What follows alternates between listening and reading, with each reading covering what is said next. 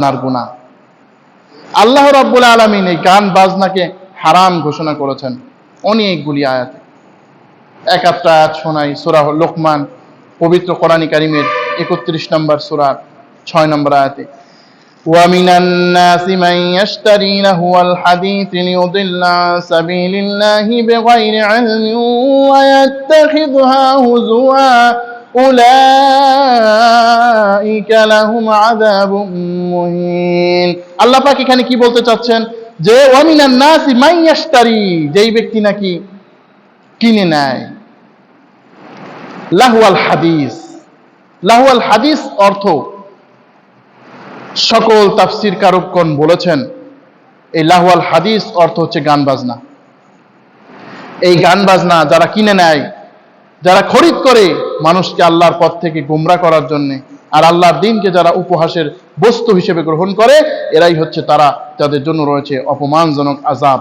সুতরাং এই গান বাজনা, আজকে তো ঈদ উপলক্ষে আমাদের সওয়াবের কাজটা আমরা করার চেষ্টা করি, আবার মহা সওয়াবের জন্য প্রস্তুত থাকে। এবারে ঈদ উপলক্ষে অমুক ছবি মুক্তি পাবে, তমুক ছবি মুক্তি পাবে, অমুক অ্যালবাম মুক্তি পাবে। ওরে বাবা, ঈদ উপলক্ষে গানের ছড়াছড়ি। ঈদ উপলক্ষে যদি কেউ গানের অনুষ্ঠান করে, এটা তো আমরা সবাই জানি সে গুনাহ হবে, গুনাহগার হবে। কেমন গুনাহ হবে? আপনি ধর্মীয় রঙে এই গানের অনুষ্ঠান চালু করলেন, ধর্মকে দিয়ে আপনি গানের অনুষ্ঠান চালু করলেন। এমনি মানুষ গুনাহ করে, সেটা তো আলাদা জিনিস, কিন্তু আপনি ধর্মীয় রং দিয়ে, ধর্মীয় কারণ দিয়ে আপনি এই গানের অনুষ্ঠানটি চালু করলেন। শোনেন, যারা গান বাজনা বেশি করবে, গান বাজনার সাথে যারা জড়িত, আল্লাহ নবী সাল্লাল্লাহু আলাইহি ওয়াসাল্লাম বলছেন যে তোমাদের একটি দল,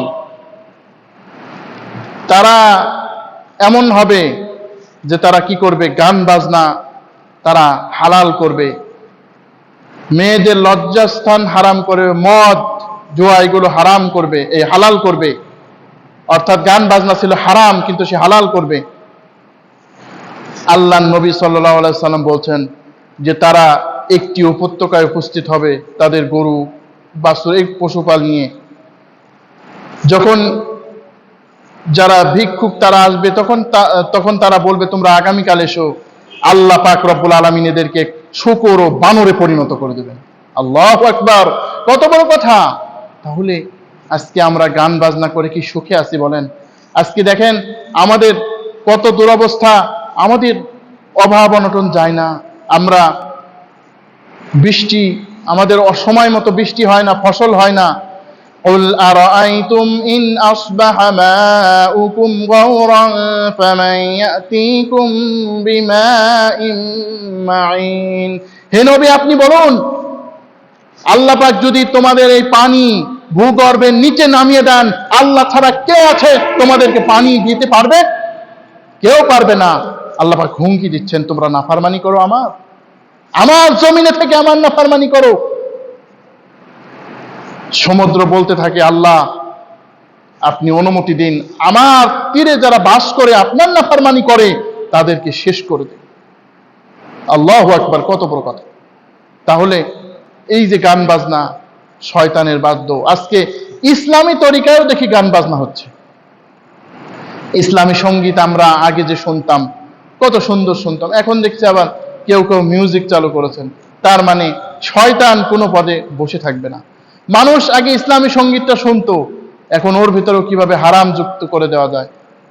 না, এরকম করবেন না। আগে কত সুন্দর সুন্দর গান, আমরা গজল, ইসলামী সঙ্গীত শুনতাম আমরা মিউজিক ছাড়া। আল্লাহ আমার রব, এই রবই আমার সব, আল্লাহ আমার রব, এই রবই আমার সব, দামে দামে তনু মনে তারি অনুভব। এই সমস্ত সঙ্গীতগুলি আগে শুনতাম আমরা, কত চমৎকার লাগতো। এখন এগুলোর উপরও মিউজিক দেওয়ার জন্য চেষ্টা চলছে। আমরা যাতে এই গুণাগুলি থেকে আমরা যাতে বিরত থাকতে পারি, আর ঈদে আমরা এই গান বাজনাকে পরিহার করার চেষ্টা করব। শুধু ঈদেই না, সব সময় আমরা গান বাজনাকে পরিহার করার চেষ্টা করব। যা ইসলামিক গজল যেগুলো আছে হালাল মিউজিক ছাড়া, ওইগুলো শোনার চেষ্টা করব। তাহলে আল্লাহ পাকের প্রতি ঈমান আমাদের